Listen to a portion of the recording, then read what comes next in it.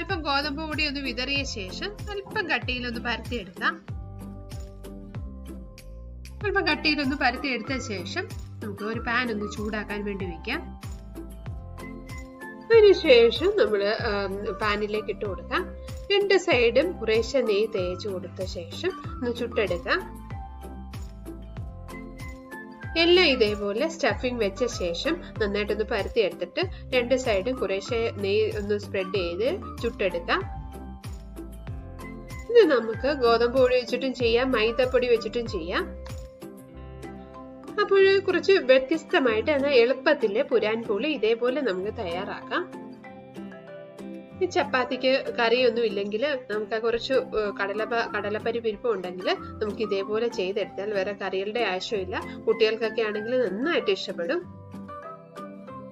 നമ്മൾ എല്ലാവരും ഇങ്ങനെയൊന്നും ഉണ്ടാക്കി നോക്കണം.